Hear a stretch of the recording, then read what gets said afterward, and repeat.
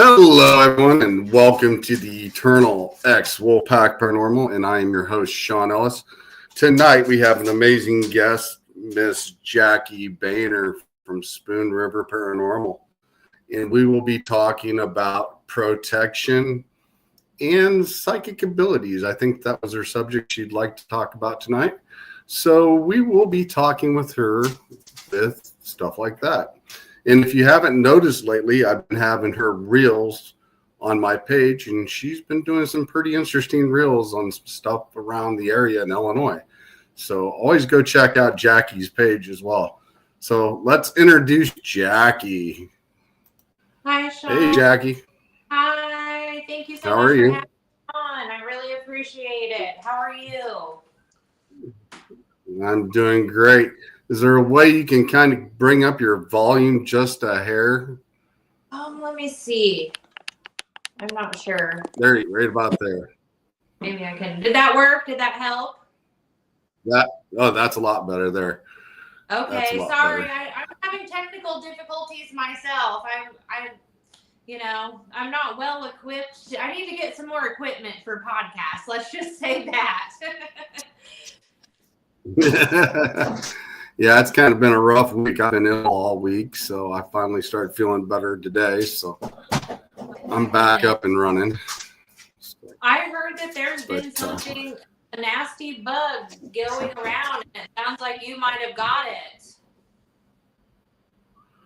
I think it was a combination of everything. I got home Wednesday night, and I tell you what, within about 3 hours after I got home, I felt terrible. I mean, and I slept from Wednesday night till Saturday night, and that's all I wanted to do was sleep. So I have a question. Have you been on any paranormal investigations lately? On the last one I was on wasn't really an investigation. I helped a young lady. She was having some issues.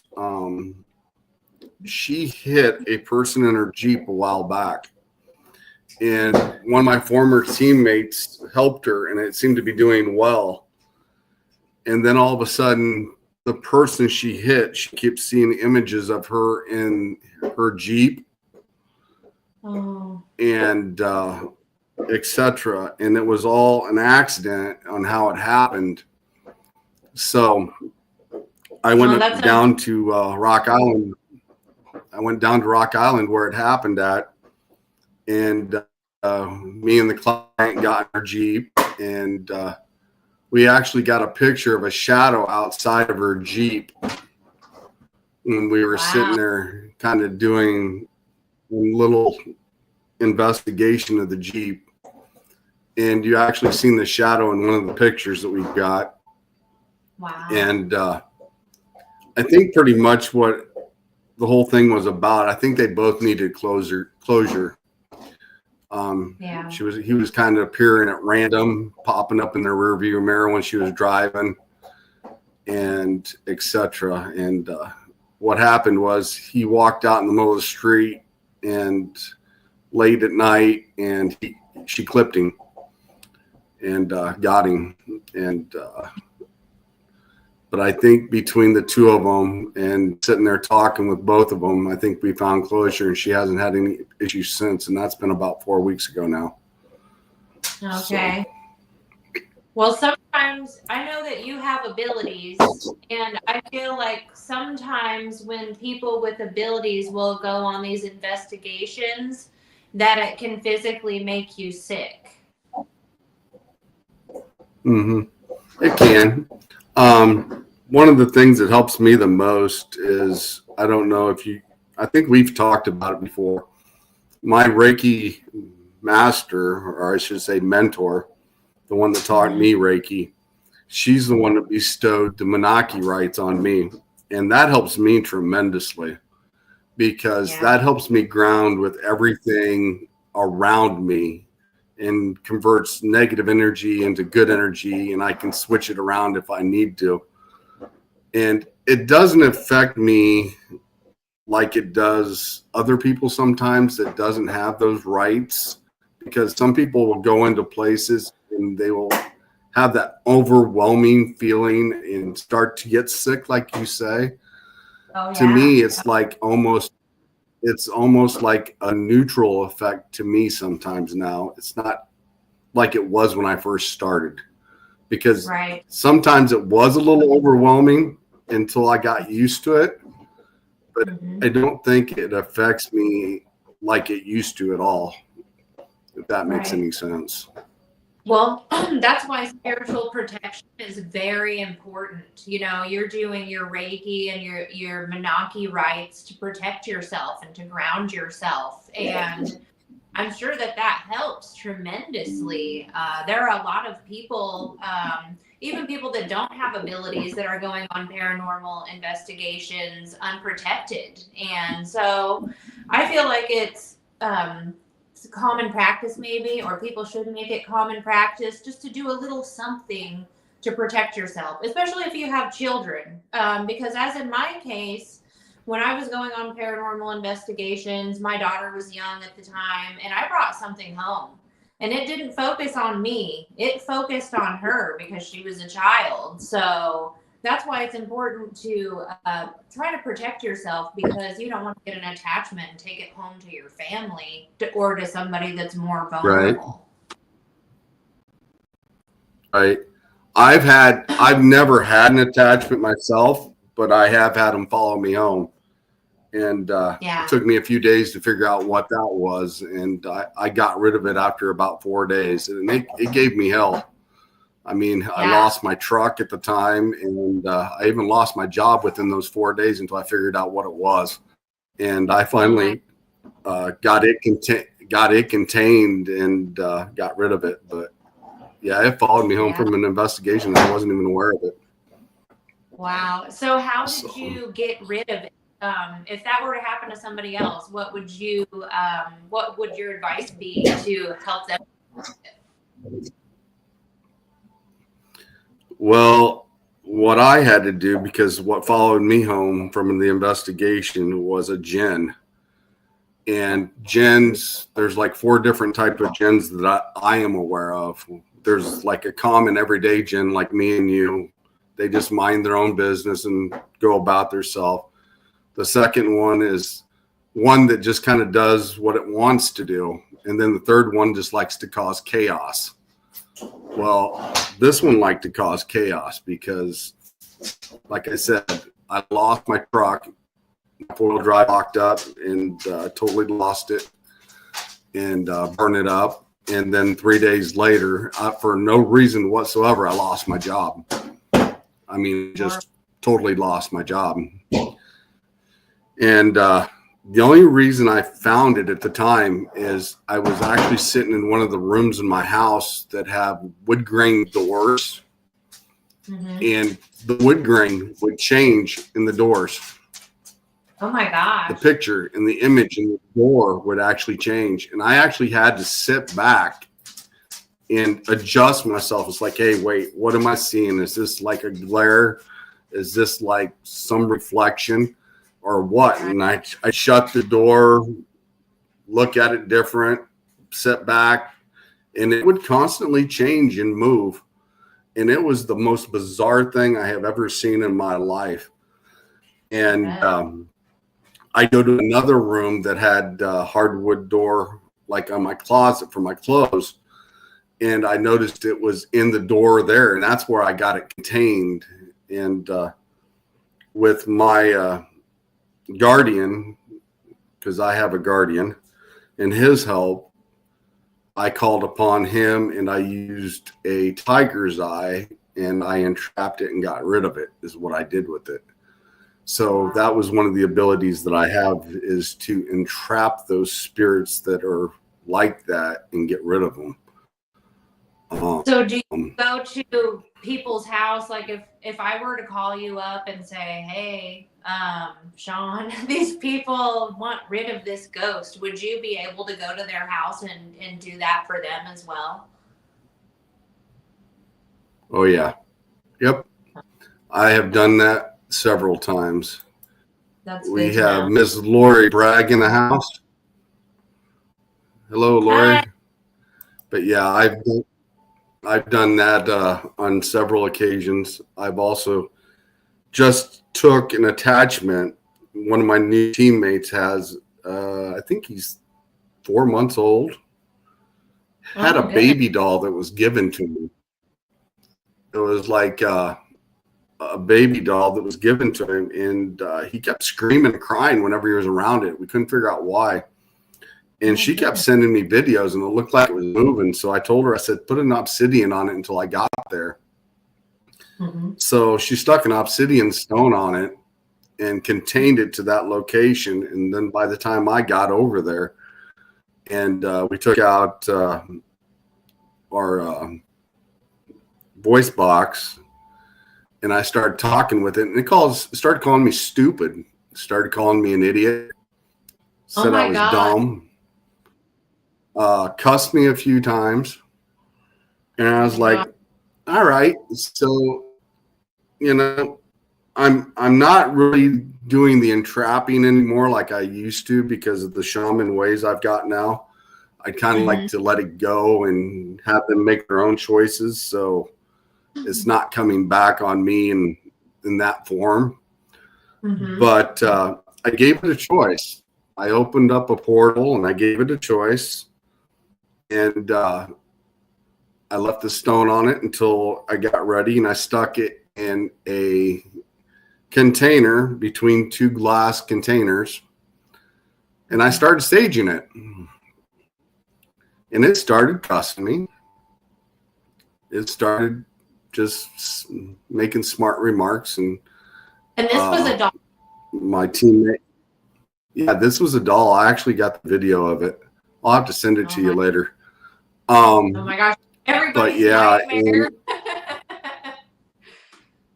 But it was actually just a little baby doll. But anyway, started cussing me. So finally, I gave it a choice. I said, you can go through the portal I opened, or you can go to whatever dimension you would like. You don't have a choice. Go.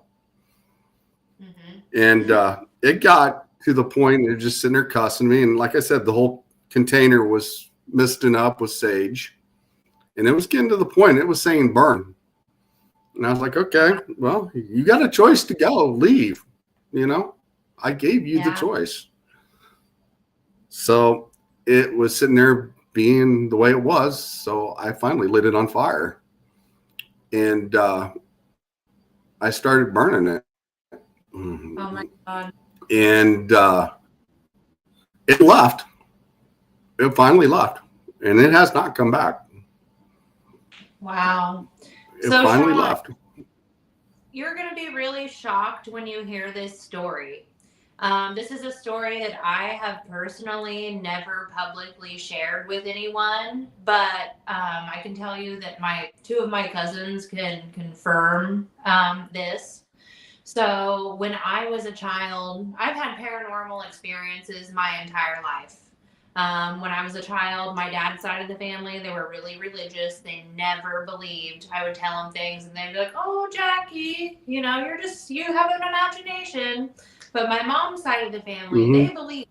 They are more prone to that kind of stuff. And my parents were divorced, so it made it rough. And I was raised with my dad's side of the family, so we're non-believers. But I had a doll experience when I was really young, and it was my favorite doll. Like, I carried this doll with me everywhere for years, and she started getting worn.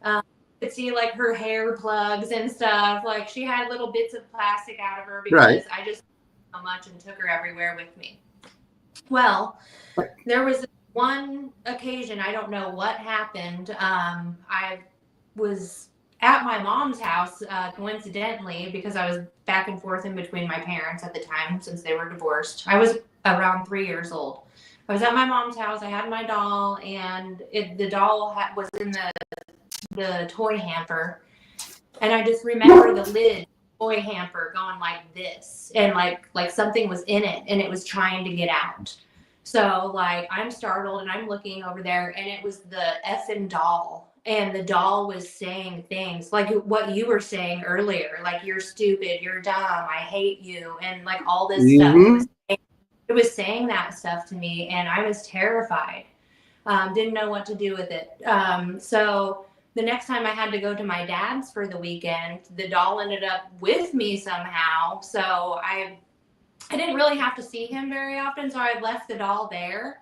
And my cousins lived in the basement, and they had with the doll as well. So whenever I would go there for the weekend, we would always try to like hide this doll and get it out of our lives, you know.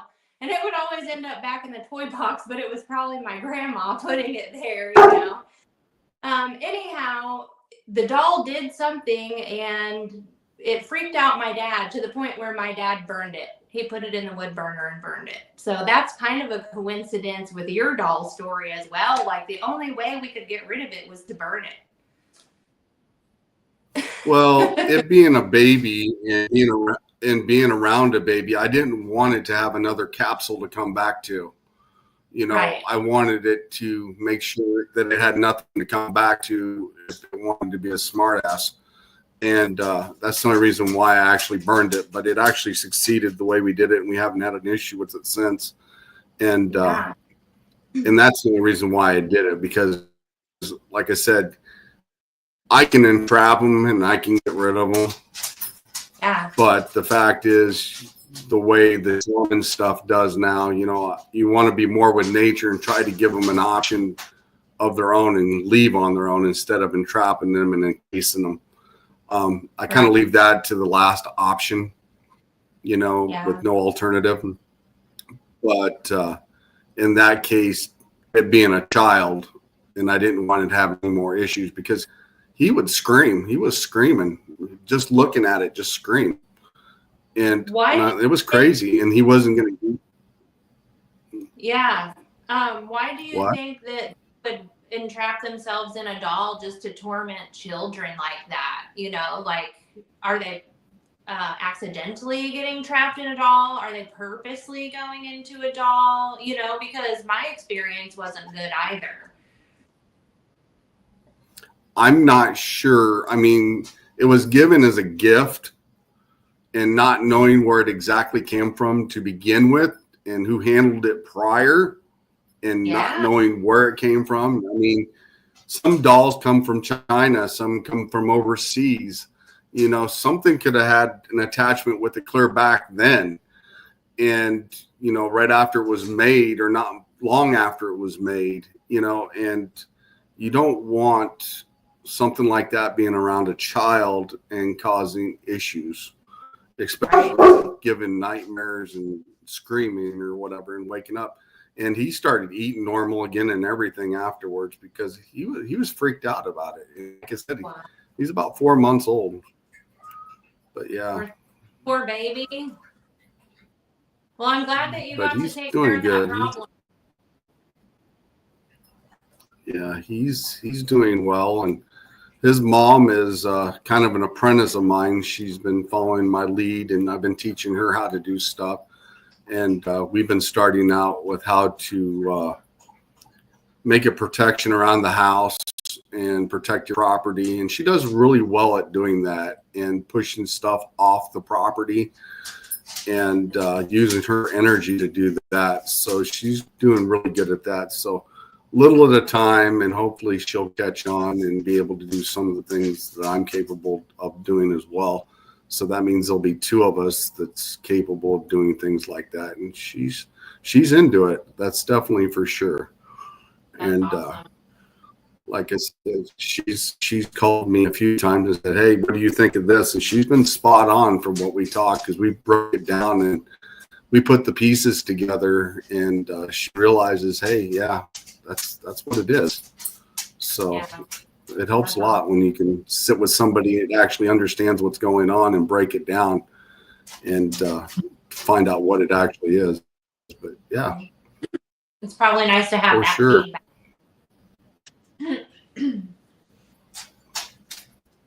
Oh yeah. I mean, it was even better, you know, for the fact of, you know, the lady with the Jeep that had the incident with the accident. You know, her grandma reached out to my teammate and says, "Thanks for helping her out, because she's been doing better since." So that there is enough knowledge I need, is in the fact of, when we're able to help somebody and get that acknowledgement. So yes. I agree. And as one of the protection things for the house, do you recommend people doing salt? I've done salt before and I feel like it works, but with the weather, it will wash away. You will have to reapply it, keep doing it as the weather washes it away. well, one of the things I was taught by my mentor, that was the Reiki master, is that you'll sit down in the middle of your house or sit down in your house and you create that dome around you, that light dome. And when you do it, you push that dome out to the outside limits at the boundaries of your house. And that's where you set your boundaries. This is as far as you guys can come. Don't go any further than here. When you cross here, then you're crossing into my territory, so you're kind of giving them fair warning. And to me, that works. But everybody's different. I mean, I can set that boundary and they do it with respect because they also know that I can get rid of them. Because I have probably 5 of them that actually live here in the house. A couple children live upstairs. And I have a collection of Matchbox cards I've got on the wall in my game room. And they pull off certain Matchbox cards off the wall. Every time I put them up, no matter what, they pull them off the wall. So just leave them off. And then I leave some toys on the floor and they seem to play with the toys or want to play with the toys instead of the cars now. But yeah, I have like a mutual agreement. As long as you're behaving, you can stay here. But when you start being bad and causing problems, you're gone. Yeah. So do you think those were children that maybe you brought from an investigation and they felt safe with you, or were they already there? I think they were already here when I bought this house because my daughters would always see things when they used to live here with me, and they're very, how do I say, empath, both of them. And they would see stuff in this house. And that's before I reawoken, I should say. Yeah. I knew of stuff going on. I wasn't naive to it because we've seen strange things. Like in the game room one day, I came home and I sat down and I started to watch TV. And in the game room, I was sitting there and I seen a smoke ring coming from the floor, like a spiral. Wow. And I'm like, what in the heck? I hollered at my daughter and I say, hey, come here. And she came into the room. I said, you see what I'm saying? She's like, yeah, what is it? And I said, first of all, I said, we got to debunk it.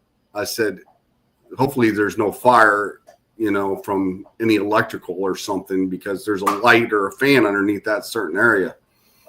So come downstairs. We check to make sure there ain't no smell of burning wires or anything from the fans or anything that would cause it. And also we smelt, it wasn't lilac. Maybe it was, but we smelled some type of a fragrance. And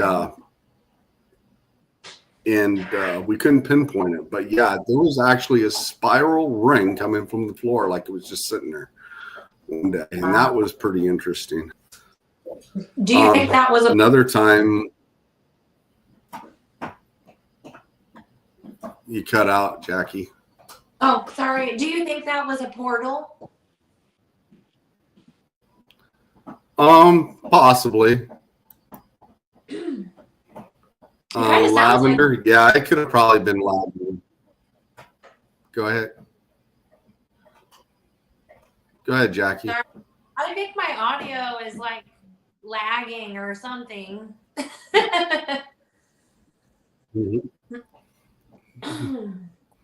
I'm not having very good luck with it tonight. But earlier you brought up obsidian as in to like hold in the spirit in that doll. And that's one of the things that I've been told is that obsidian is a really good way to protect yourself spiritually, like if you were to wear it or put some in your pocket when you go on an investigation. And somebody had recently commented on my post saying, well, I thought obsidian was used for scrying mirrors, which it is. I have a scrying, but it's all about intent. So you can use it for more than one spiritual purpose. Oh, yeah, most definitely. One of the things like I do it most for is protection. But I have used an obsidian scrying mirror before. I have used one of them as well. And like I said, you can use it for however you see fit and what your intent you put into it. But basically that I do and what I teach my teammates is for protection purposes with the obsidian more than anything.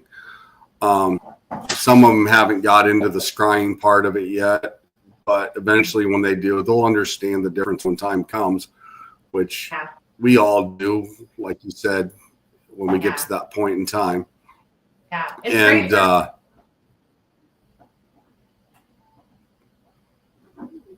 you broke out again, Jackie. Oh, I'm sorry. It's great for shadow work is what I was saying.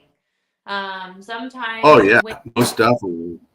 Sometimes when you scry in the obsidian mirror, you might not like what you see. Oh, yeah. I actually have a picture of me when we were down in Galena when I was with Paranormal Exposure. And they have a picture of me scrying. It looks like I'm a lot older than what I am. Yeah. It's like I've aged, like toward the end of time. For my time, it's really cool. I've got that picture saved. I'll have to send that to you later. But and I've also got a picture of Kat when she was scrying as well, and it was pretty interesting when we were down there in Galena. Yeah. It is really interesting stuff. So, but like I said, it's all about intent. So you can definitely use it to protect yourself too. There are a lot of people that are afraid of this.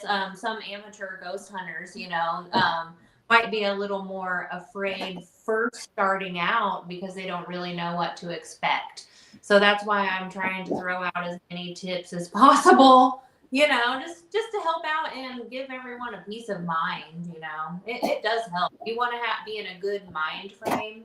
That's another thing. Like you don't want to go any low vibe. If you're depressed, if you're sad, if you have anxiety, even anxiety, that can cause you to have an attachment.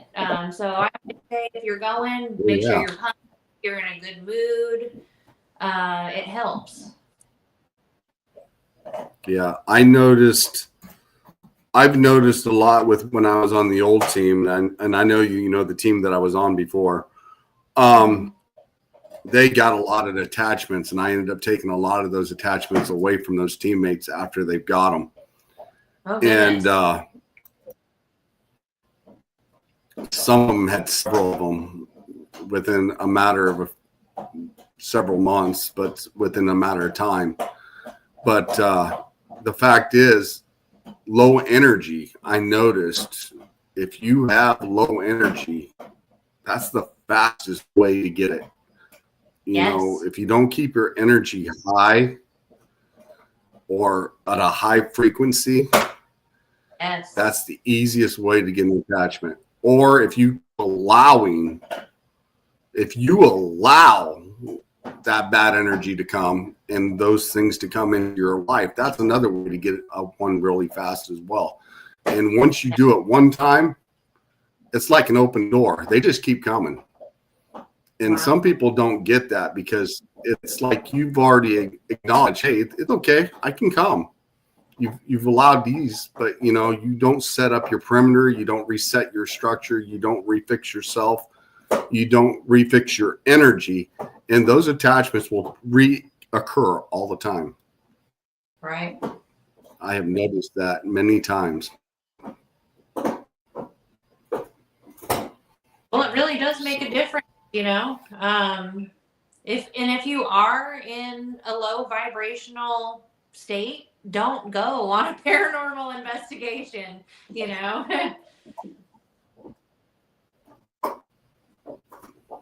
Yeah, that's one thing, even though when I go out on an investigation and I take like somebody that's new out, I'll mark them.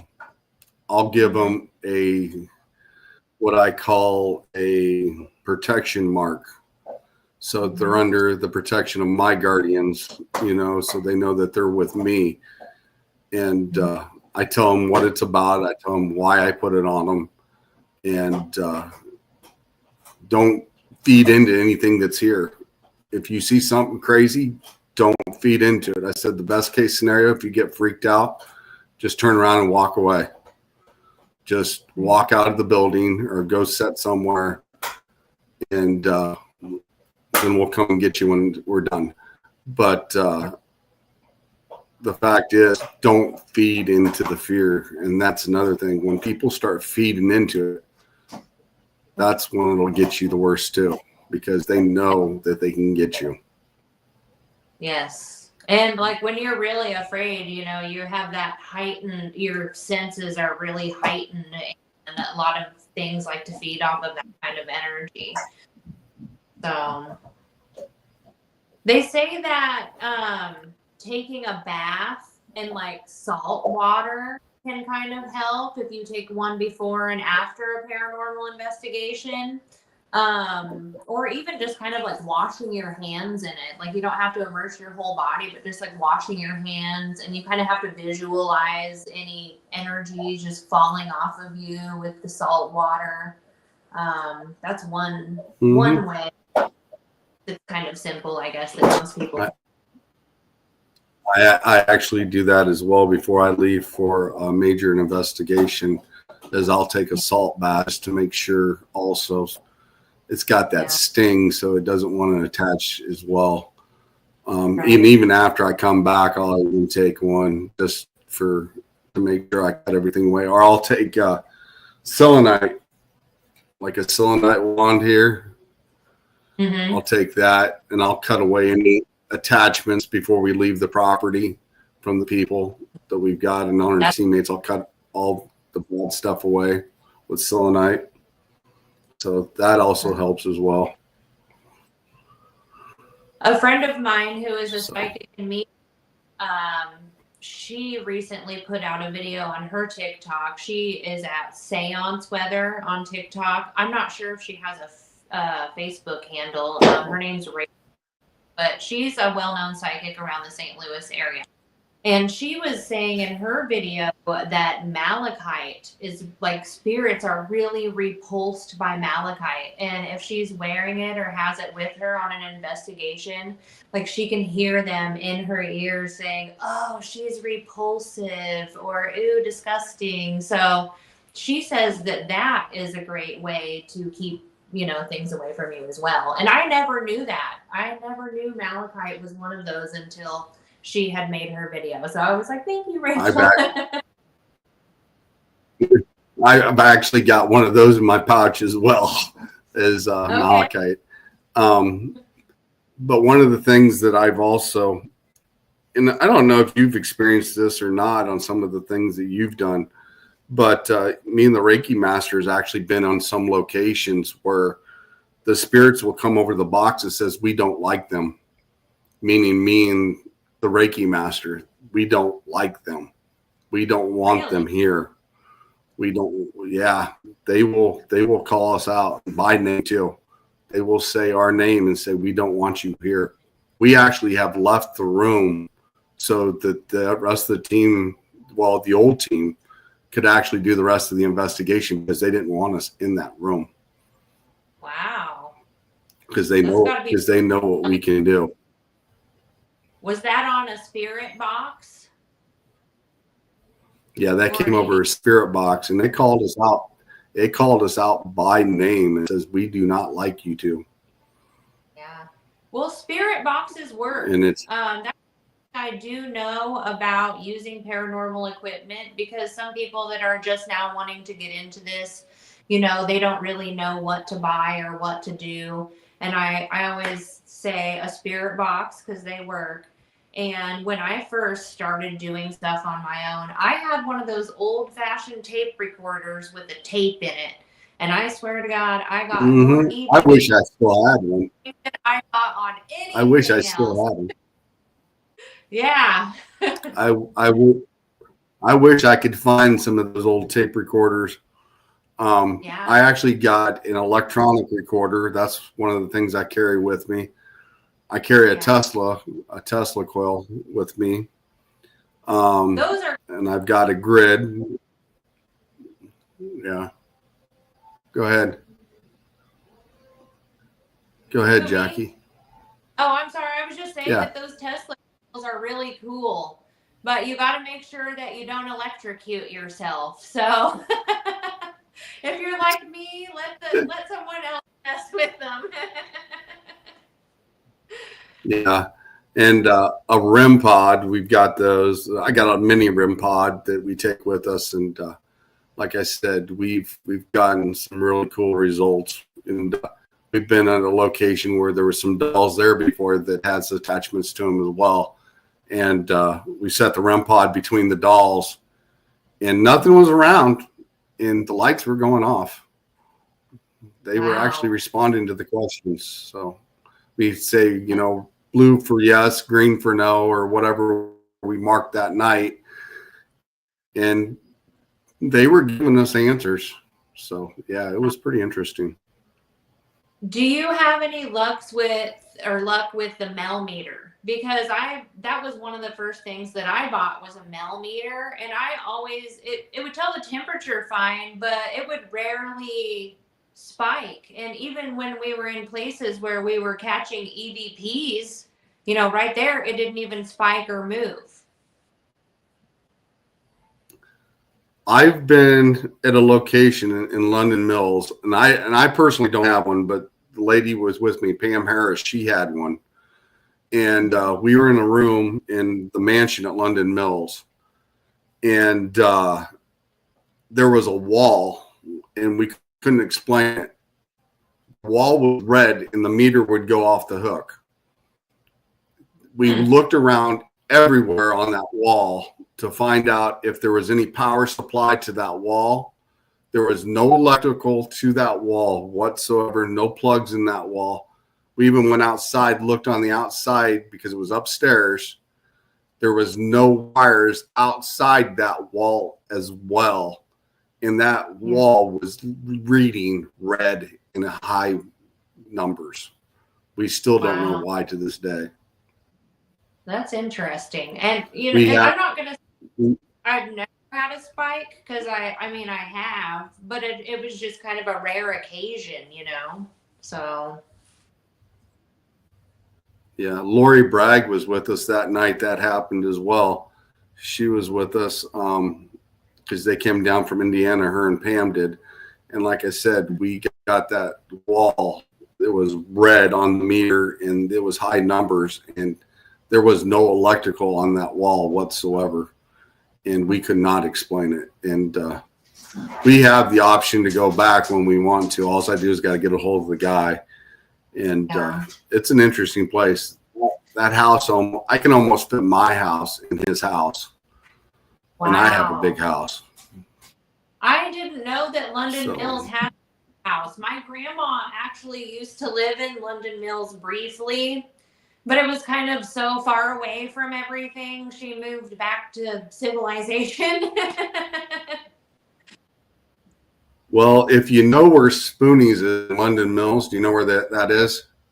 Yes, I do. Okay, so if you're going, let's see, west, you go west about 2 blocks, there's a huge mansion down in that area, and that's where that house is. It's got the wall that we can't explain. That's got the high numbers on it. But yeah. Interesting. So. Interesting. But yeah. I definitely want to go back and check that out and see if we can't debunk that at one time. But the night me and Pam and the team at that time, we couldn't explain it. Like I said, there's no wiring on the outside. There's no wires on the wall. no electrical on the wall, but the wall looked red through the sensor and had high numbers, and we can't explain it. That's interesting.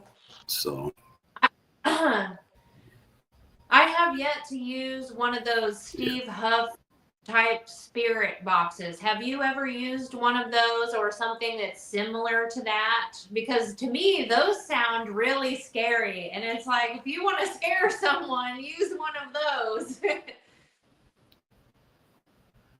no, I can't exactly say I've used one of those, but I have came across, how do I say, an Alexa, kind of like Alexa that's been jailbroke. Does that make sense? Yeah. And the things that you would ask it, you would never think you would hear the response you would hear. It's the most bizarre, craziest stuff you have ever heard in your life. Wow. I was actually on a show. Well, actually, I was a guest on his show, and a few weeks later, he had one similar, and I was asking it questions, and it said it dated back clear to the Egyptians and past it. Wow. It was very interesting on the answers it was giving. Do you think it's like some sort of broke up ancient again. AI? I don't know. With the new microchip, they say that can go into the quantum realm. I don't know if some things have been capable of doing that already, if you know what I mean. Yeah. So I posted a video. That's... Oh, sorry. I've got a lag here. I'm sorry if I sound like I'm interrupting you, but there's a lag, so I apologize. It's all right. Go. I recently saw a video. I made a video on my TikTok and I put it on Instagram. I didn't share it with Facebook because, I don't want to be a conspiracy theory on Facebook, but it was a woman and she used to be married to the guy that invented Google, the founder of Google. And she's gone on to do other things and she's really successful and she's an AI expert. She was on the Megyn Kelly show.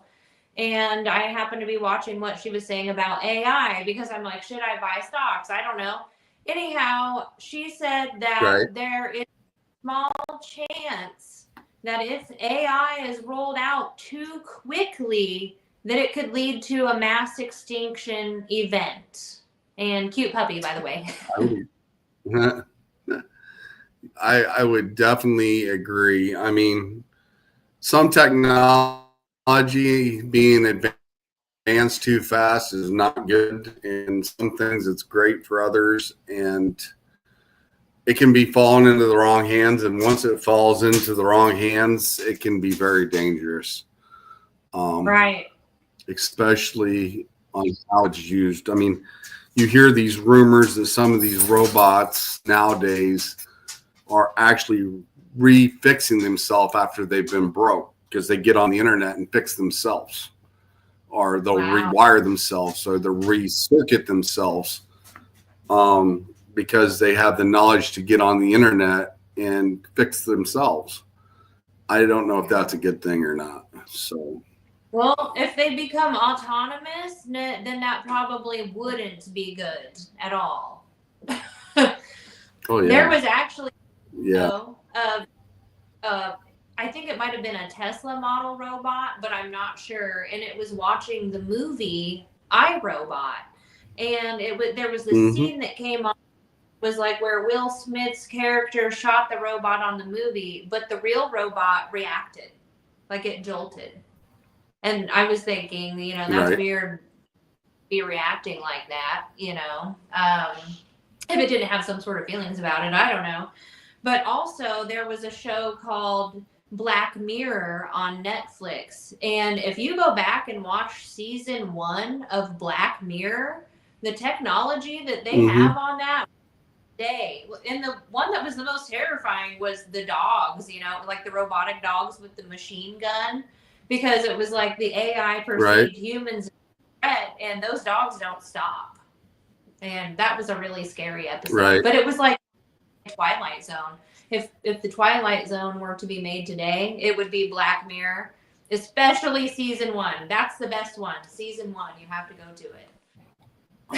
I will definitely have to check that out.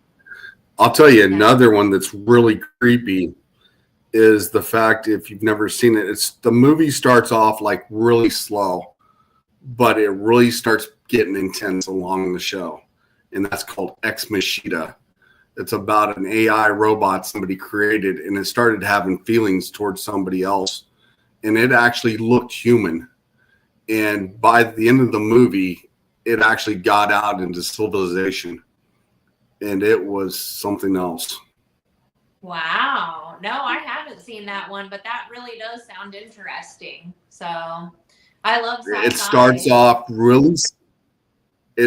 off really slow, but it starts getting a little intense every time. As soon as you start realizing what's going on, it's like, whoa, wait a minute. And then it just keeps getting more of a twist. And then at the end, it's like, whoa. It's definitely worth watching because it will change your mind about a lot of things about androids and robots. Wow. Yeah, that sounds very interesting. I haven't really watched very many movies lately, so I need to. I'm in the middle of writing my next book, which is also a paranormal book. I'm going to be venturing outside the lines of Illinois this time, so there will be more haunted locations. I don't know, with some really interesting facts. So I can't wait. I can't wait to talk more about it. I've kind of got the kibosh on it. I don't really want to give too much away, but when I get done with it, I would love to come back and talk about it because it's be great for paranormal investigators. It's going to be great for everyday people. I think that everyone's really going to like it. Right. You're more than welcome to come on here anytime you want. All you just got to holler and say, hey, Sean, I want to come on and talk about some stuff, and we'll get you on here. It's not going to be an issue. You're more than welcome to come on anytime you like. So thank you. I know. I can talk about this stuff all day long. I know.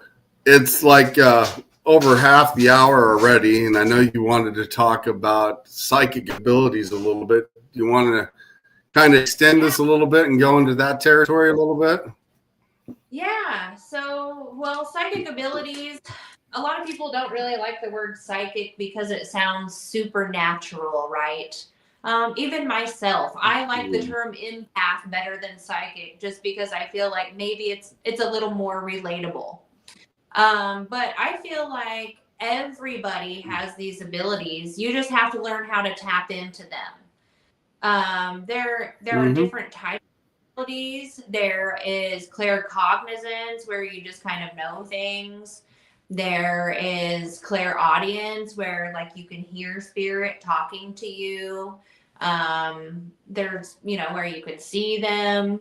I'm not sure what that one's called, but there are different types, and sometimes you like being an empath, you can take on other people's feelings if you're not careful as your own. Oh, what's wrong with me? I feel like crap. But if you were around somebody and you absorb their energy, then, that could be why, and you don't even realize you're doing it. So there are a lot of that's cool. one. Yeah, I'm sorry. Go ahead.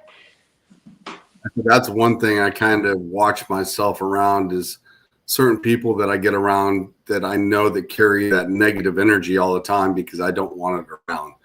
I try to cut it off right at the spot. And like I said, I always carry obscenity on me just for that purpose, to keep that negative energy away from me. But being an empath, and like you said, picking up different people's feelings, emotions, anger, some people don't know how to get rid of it. And that's bad. When you try to explain, once you get rid of this anger, these emotions, things will clear up. But until you do, you'll keep bringing it back. And they keep manifesting the same thing over and over. And I tell them manifest better things instead of the same stuff. Manifest a good thought instead of a bad thought and start changing your way of thinking. And that will help as well.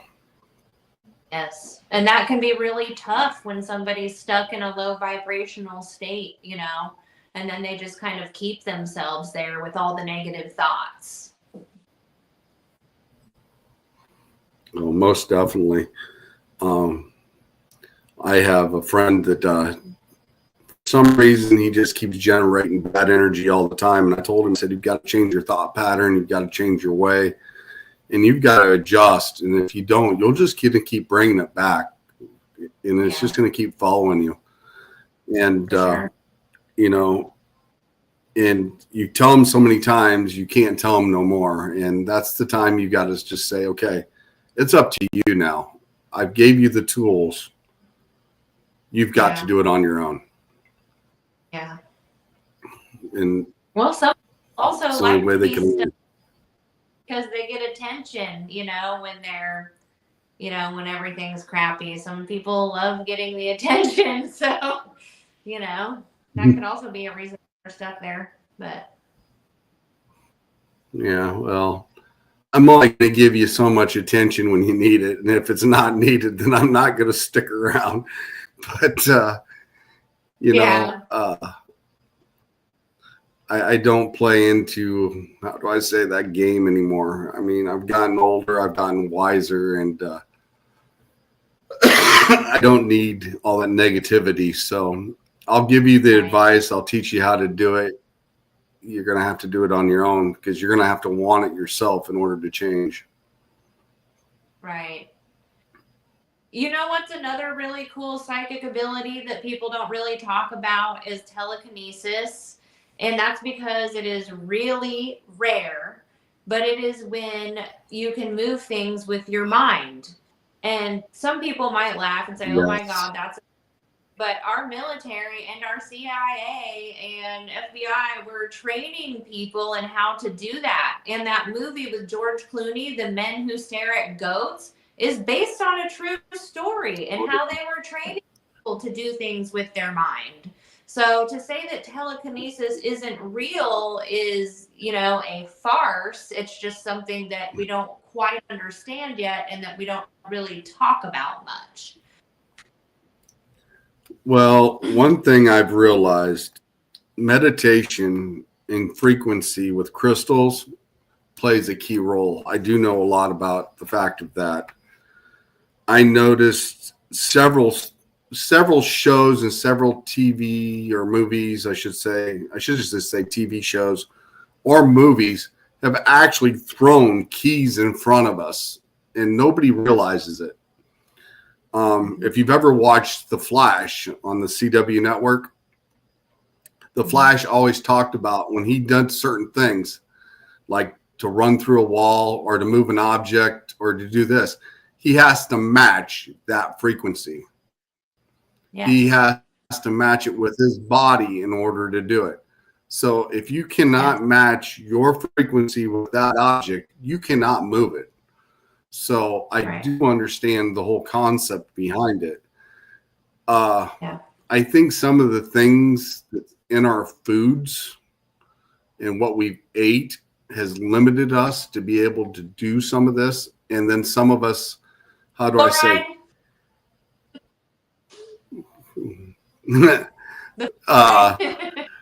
Some of the things, like I said, that's been put in our foods and stuff like that, I agree that has limited us to our abilities of what we can do. I noticed, like I said, I don't know about you, but me being, I call it being an energy wielder, because some people can stand like 10 or 15 feet away and I can take my finger and I can go like this and they can feel me right in the palm of their hand. So to me, that's energy, that's frequency. And if I take my hand and I can do it like this, I can feel the energy beneath my fingers and around my hands just doing this. Some people can't do that. Well, they don't call you a Reiki for no reason. But a lot of that has to do with, like I said, meditation helps a lot. Hello, David Jarvis. There's a lot of people that's dropped in the room here. Susan Victoria, hello. Hello. Let's see. Chris Walters. I hope I pronounced that right. Thanks for stopping in, guys. Thanks for making comments. We're going to extend the show a little longer because we were talking in depth on another little subject that we wanted to talk about as well. But yeah, I mean, I think it's very possible. I mean, and I've also heard rumors through the grapevine. I don't know how true it is that our upper echelon, I should say, and I'll leave it at that, has got what they call the Medusa Project. And that's what they do, is they go after the supernatural. They're trained to go after the supernatural things, like supposedly things that we don't believe in anymore. They go after that. That's what it's called, is the Medusa Project. I like that. I mean, that would be something that sounds really interesting to me. You know, it would be nice if they could publish their findings. Sounds secret. I'm the type of person, I want to know. Just throw it out on the table. Yeah. I want to know. I'll take what I want out of it, you know, but some people, it may scare the hell out of it. It may cause panic throughout the civilization or whatever. But, you know, I'm the type of person, if I want to know what's out there. I mean, if we've got aliens hiding among us, I want to know about it.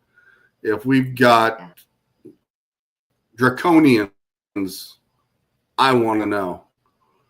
You know, and vampires down from Louisiana, I keep hearing about here lately that people keep talking about is making another impact down in that area. That'd be kind of interesting as well. You know, not just Louisiana, Chicago's got a really big vampire population. Really? Yeah. I was not aware of that one. Oh yeah. I've heard stories about it. I was not aware of that. Well, are they actually vampires that drink blood, or are they actually imitation vampires? So I went down to New Orleans a few years ago, and they said that there are 3 different types of vampires. There are those that drink blood, and I think those are called the sanguine vampires. And then there are energy vampires. And then there was a third one, and I can't really remember, but I want to think, like, for some reason, like Nosferatu keeps like flashing through my mind. But supposedly there are 3 different kinds. And the energy vampires, I want to say, like, if you're an empath, how do you know that you're not an energy vampire being an empath? Right. So, some feed off energy, yes, David. Some do. And then, yes, I've heard of that. And there are some places, someplace else, but I can't remember where she said. Lori did. But yeah, energy. I think you broke up. Oh, I'm sorry. Peoria has a vampire story at Springdale Cemetery. And if you go there and look, it's the one that, you know, somebody piled a bunch of rocks on top of it because they didn't want whatever to get out. And his family are buried in those above ground graves that, you know, look like. Now, wait a minute. Now, wait a minute here. We talking about the purples? Yeah, we sure are. I actually did some research on this. I've actually been to that site. Okay. Actually, he was a lawyer that actually helped do one of the constitutional things for Illinois. It was Mr. Purple that did that. And after I discovered that, me and the old team went out there and we sat there, and after we discovered some of that might not be exactly true. And we did some digging because, like we said, he's a big prestigious guy and helped do some of the constitutional things for Illinois back in the day. Most and I of said, them are. Huh? Most of them are. well, one of the things I said to him when I was there, and I actually got a thank you from him, is when I was sitting there and I said, I will try to fix this, because I don't know. The more I kind of read into it, I think maybe it's a little more of a myth. Yeah. But it's still a cool, though, right? We still have a legend. it's still a legend. And I've also been out there to the witches circle many times.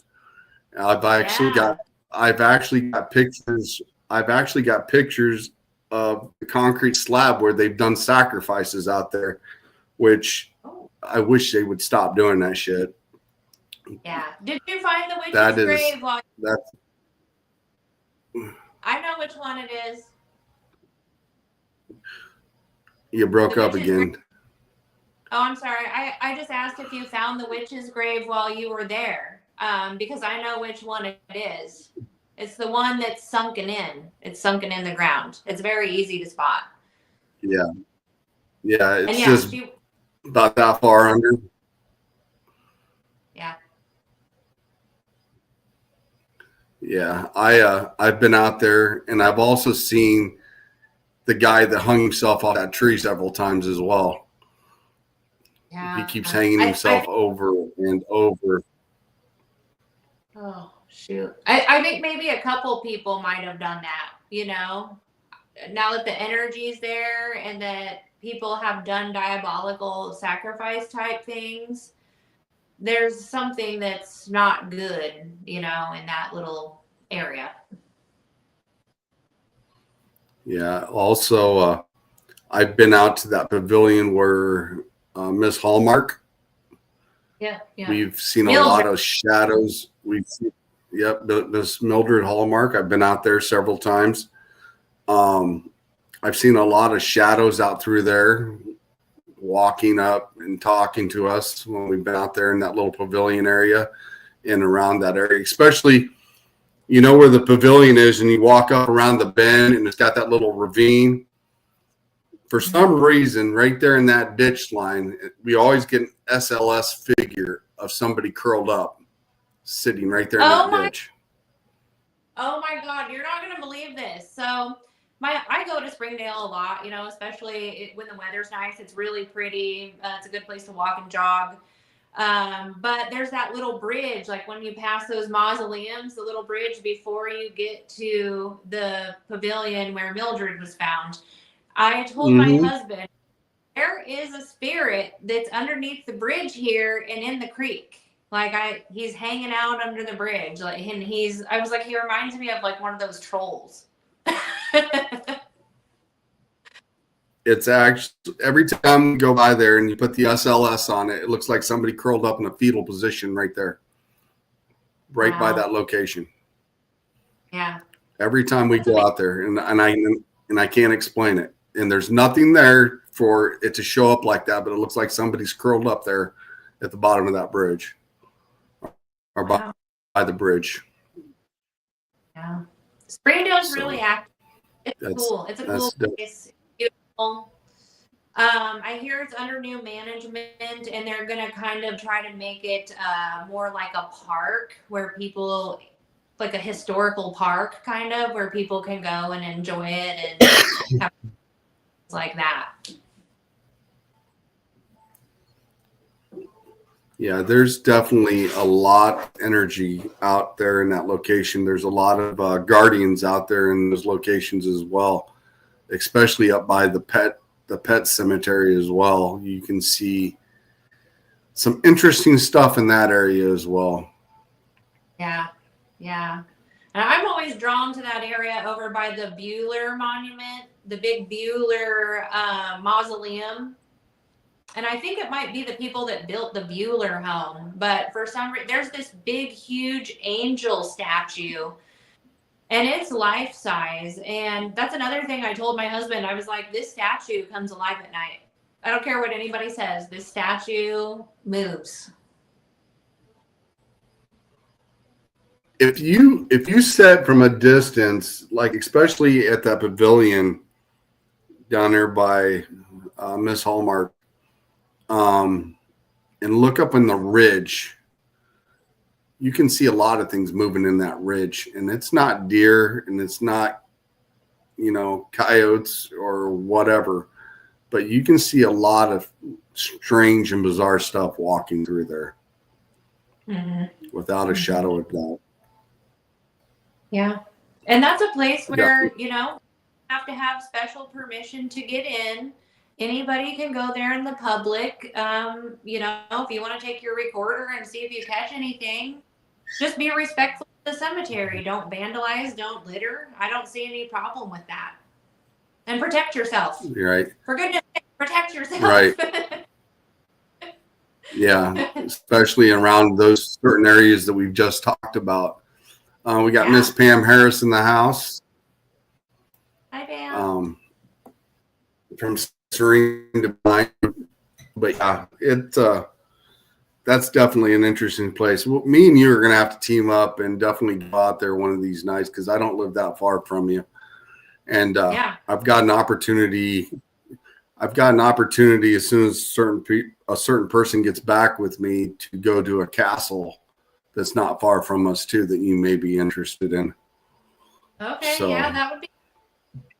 I like castles. But yeah, and it's kind of got a story behind it from what I understand. So hopefully they get back to me. I haven't talked to them since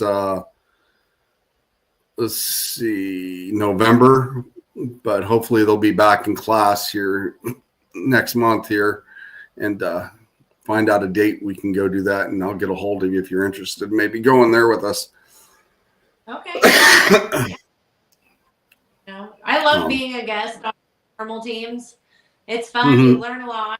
I was a guest on one team, and it was cool because they handed out the little St. Peter's amulet to everybody on the team before they started their investigation. Just as a keepsake. It's nice to have something to feel, and that's tangible. And it's like, okay, this is here to protect me, just nice to have. Yeah, like I said, normally I carry obsidian and stuff like that on me when I go. But like I said, I've got my Menaki rights as well, which is always a good thing. And if not, I mark the person with a Pacific sign, so that they're under my guardians. That'll keep an eye on them as well. So that's definitely good. So I remember a reel you talked about. Go ahead real quick. What were you going to say? I was just going to say also, like, power of the mind, if you believe that you're protected, that also helps. If you, like you said earlier about setting that bubble around you, that helps. It does. It does tremendously. There's a reel that you were talking about that I actually put up on my page, and I thought it was interesting. You were talking about a little girl with the abilities to start fire. Yeah. Yes. It was in the Illinois area. Sorry. Go ahead. Sorry, we have a lag. Go ahead.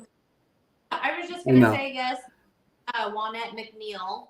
And I think that was back in the 40s, and it was outside of Macomb. It was a rural farmhouse in Macomb. And that goes back to the whole telekinesis thing. So instead of moving things with her mind, she was starting fires with her mind. And it was also part of a poltergeist activity too, because she was going through some circumstances. She had just moved to this rural farmhouse in Macomb from Bloomington amidst her parents' divorce. So when you're 13 years old and your parents are going through a divorce, it's rough, let alone having to move, an hour or so away into this farm when you're youth. And then they were also living with like other family members. It was like her dad's brother had taken them in. So I'm sure that she was really unhappy and that her life was turmoil. And I believe that that's where the poltergeist activity and the telekinesis activity came into play, because her emotions were so extreme and out of whack. She was causing these things with her mind and she didn't realize it. And this story actually brought the attention of the National Guard, the local police. They had military thinking that the Russians were sending direct energy weapons onto this farmhouse. Like, it was that serious. And when they do investigations like that, they don't leave without an answer. And their answer was Juanette. Right. It actually spawned Steve to write Firestarter. Yeah, I remember you saying that. So my question is this. You said the little girl was around 13 when that happened, right? Yep.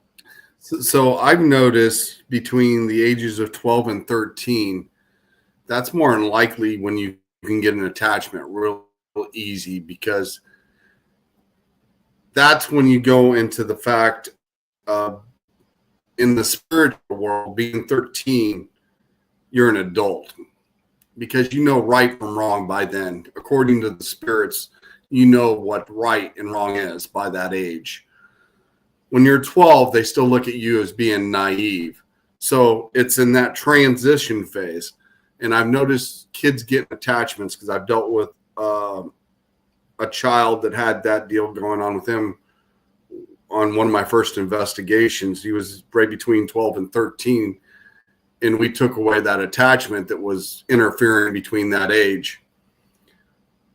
Do you think that she possibly could have got an attachment that brought into this poltergeist spirit that caused this to happen? I mean, anything with her ability on top of it. Especially if she was low vibrational, that's how you get an attachment. If she had a lot of terrible things going on, that could definitely be a possibility. Right, because you said the poltergeist. I remember the story when you told it on the reel. And I was sitting there kind of thinking, between the age of 12 and 13, there's the attachment. And then you're talking about the poltergeist part of it. So her having the abilities that she has, not realizing what she could do on top of it, and then getting this attachment that reinforces things on top of it that would allow her to do this. I think that's probably where that all come about, because like you said, low self-esteem, being moved, everything's turned upside down. And then all of a sudden she's getting this attachment. She's going to a new place. Now she's doing this with her mind, not understanding she had the abilities of the things she possibly had. And then, it going from there. Mm-hmm. Yeah, it could very well be a huge possibility. And they did, say that she was responsible for all of it after their investigation. They had to have someone to blame, and that's who they rested the blame on. And she, near the end of it all, basically admitted it and said she was unhappy and she wanted to be back with her mom and wear pretty dresses. And she couldn't, where she was, not on a farm, But did she end up saying she actually started them herself, or was she actually doing it with? Clear on that. I feel like they pressured her into saying something similar to that she started them herself, even though the police chief himself watched the flames burst out of nowhere. He watched the wallpaper catch on fire with nobody around. He saw it with his own eyes. And that was something that he told the newspaper he couldn't explain. Very interesting. Yeah. Now, how old would she be today? Do you know? I'm not sure if she's still alive today. I haven't really done very much digging on that. But it would would be interesting to see if she has any living descendants in the area. Her name was Juanette McNeil, and she was originally from Bloomington and then moved in with her uncle on the dad's side in rural Macomb. So if anyone has any information, it would definitely be really interesting to see. Yeah, if any of you got any information, reach out to me or Jackie for sure. I'd definitely like to hear a little more about what happened afterwards or the aftermath of everything that happened with that. That would definitely be an interesting thing. Yeah. Like I said, dealing with frequencies, music. I mean, I don't know if you've seen some of the concerts that where some people had fatalities at. If you know what I'm talking about, I'm not going to bring up any names, but some of those videos, huh? Yeah. I think I know which one you're talking about, where there were like demons jumping into the crowd, and then it showed like someone on the upper echelons of the catwalk was like walking back and forth, and it looked demonic, and then people were seizing and passing out, like they were having seizures and just passing out of the blue at this concert. Yeah, I mean, the frequencies that they use is what opened that all up. And how they did that, that was pretty deliberate in my book as far as I'm concerned, because I think they knew exactly what they were doing when they did it. I sat back and watched a few of those videos several times, and you could see creases in the air open up above the crowd. That's not normal. And then people were getting stumbled and stumbled over, and some people were covering up. And I think one lady protected one of the people there and saved them, if I remember right, covered him up and ended up saving him. But I think 4 or 5 people ended up dying at that concert. And some of these other places that these concerts, they felt vibrations of earthquakes or something along the ground after they've been doing certain things. That's to me.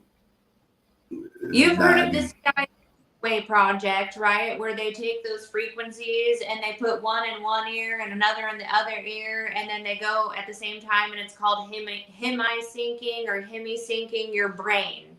And that goes back like some of those mind things that they were doing, like with the men who stare at ghosts and stuff like that in our military. But they were doing this with kids in schools. If you were ever one of those kids and you remember someone coming in with a briefcase and taking you into a room and putting those headphones on you where you listen to the frequencies, they were testing you.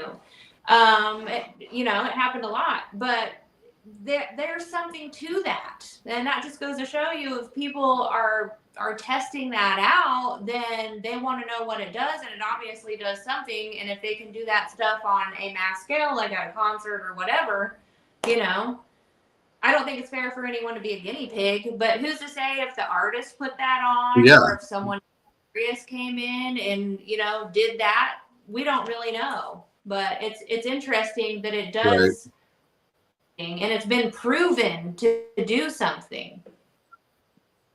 Oh, yeah, most definitely. I've actually witnessed myself.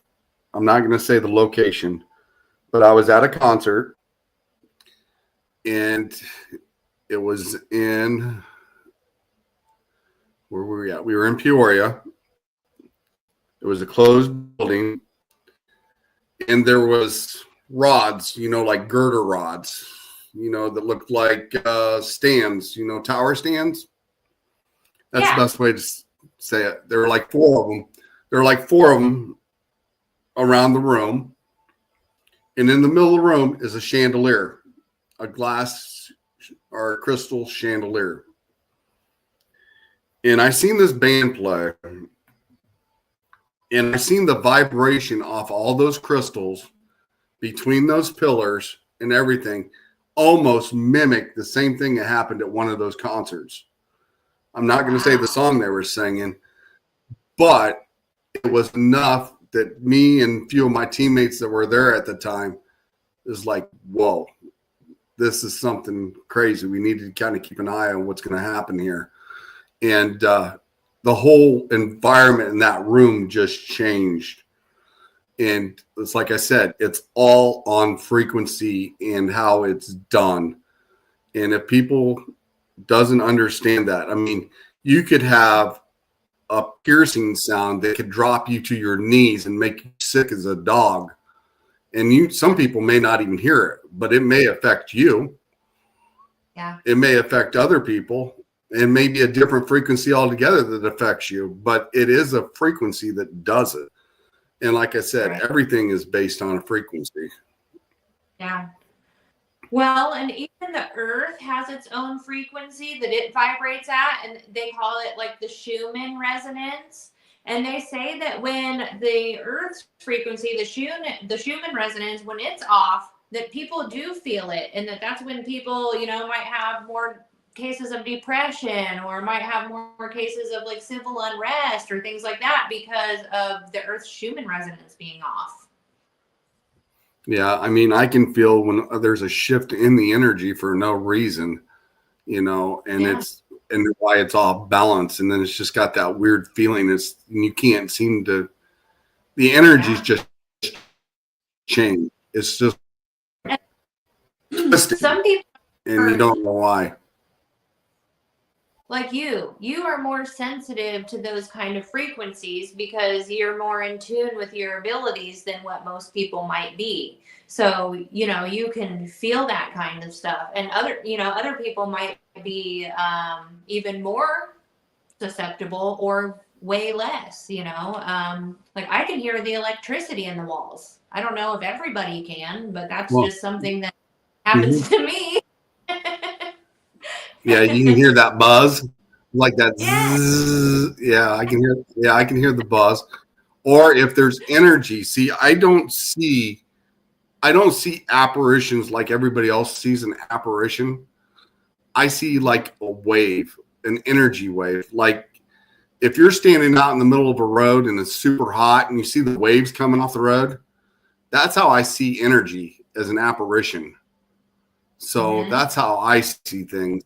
So it's not like I have seen one full apparition before, and that's because she made it a point to make her appearance when she did, and that was my girlfriend after she passed away.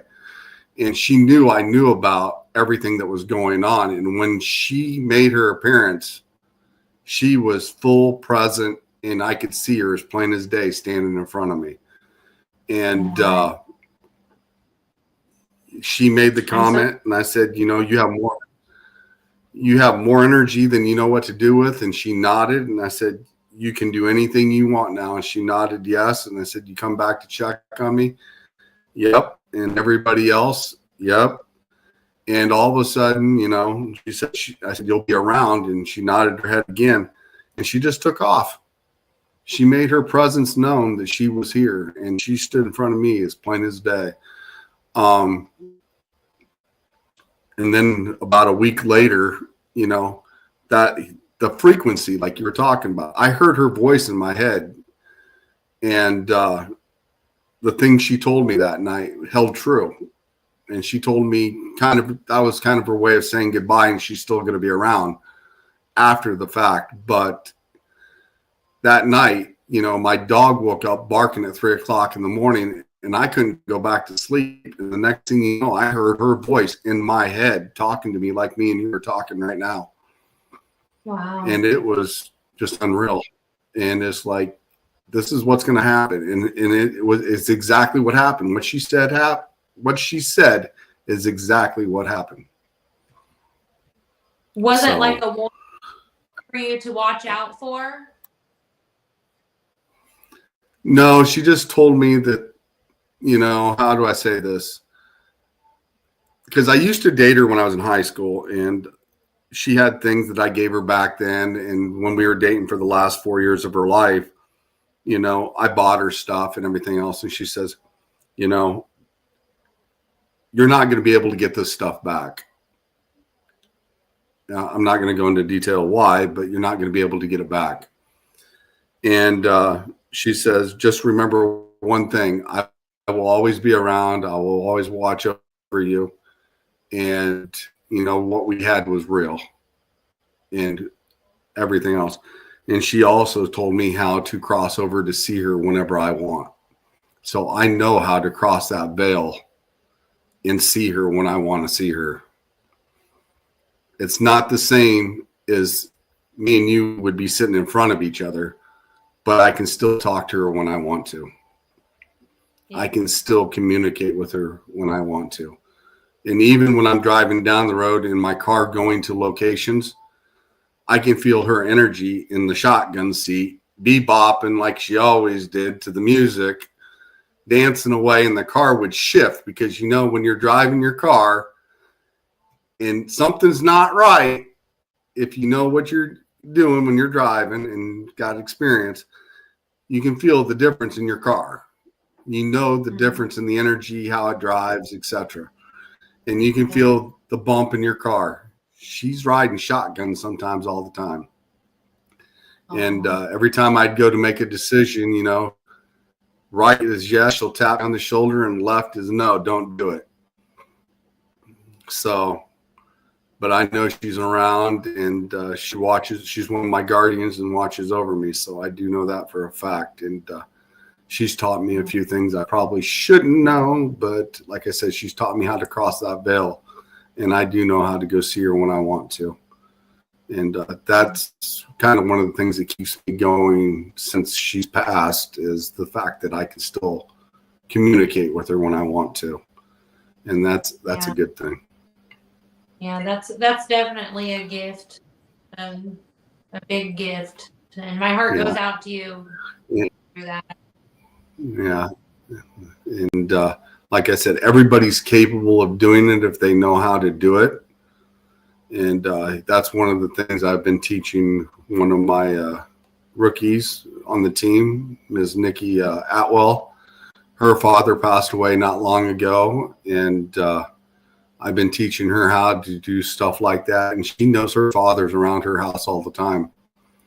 She definitely understands when he's there and when he's not there. And he protects her as well. So that's a good thing for that to be doing as well. So, but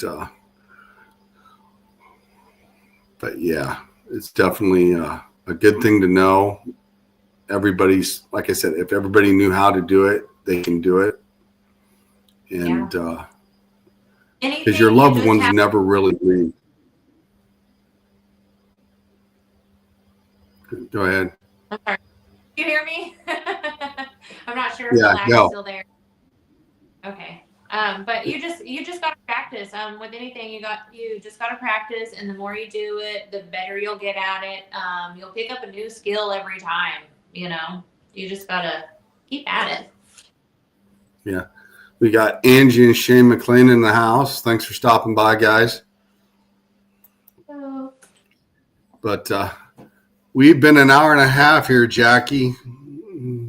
All right. I'm starting to feel it. Is there anything you'd like to say before we close out the show?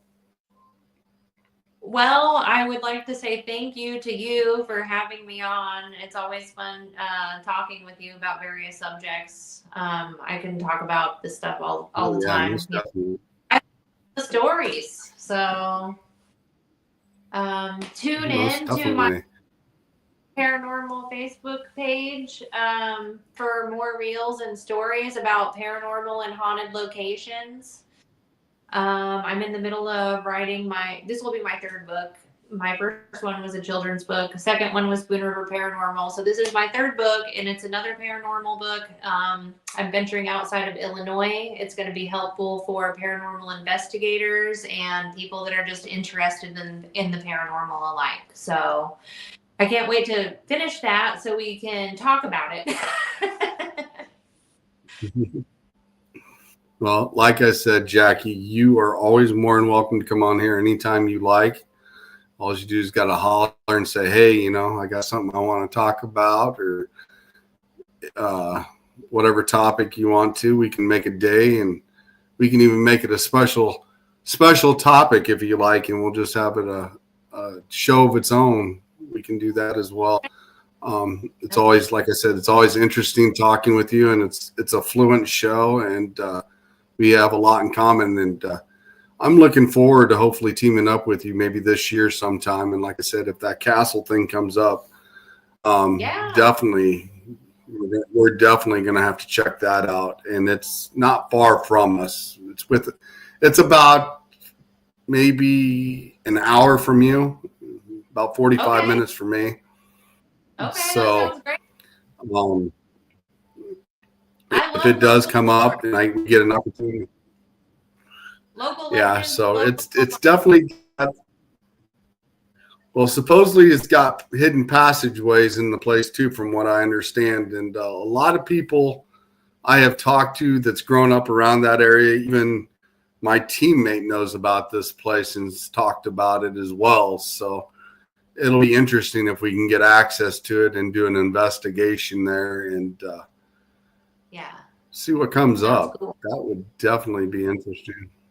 So I'm going to set you backstage, Jackie, and thank you for coming on tonight. And we're definitely looking forward to having you on again in the future. So I don't keep interrupting you with the lag. I'm so sorry. I felt like that might have been my disaster night was me interrupting you a bunch of times because of my microphone lag. So I'm so sorry about that, and I will have a microphone time. I don't think it's you. I think it's the internet itself, because it does it with me. Sometimes my picture on my side shows up fuzzy according to everybody. On my side, it shows up normal, but I think it's the internet lagging itself. And hopefully it goes back to normal during time, but we'll see. But like I said, thank you again for coming on, and I'm going to close out the show, and I'm going to set you backstage, and I'll talk to you here in a few minutes. Thank you. Good night, viewers. That was Miss Jacki Bainter. Go check out her and her page at Spoon River Paranormal. I'd like to thank everybody that stopped by tonight, chimed in, and made some comments and etc. I appreciate everybody that stops in as well. Next week we will have Mr. Shane McLean will be on. We will be talking about a lot of things as well, and he will be our guest. So looking forward to next week. I hope you guys all have a great weekend and what's left of it, and we will catch you next weekend, and we're out of here. Have a great night, guys.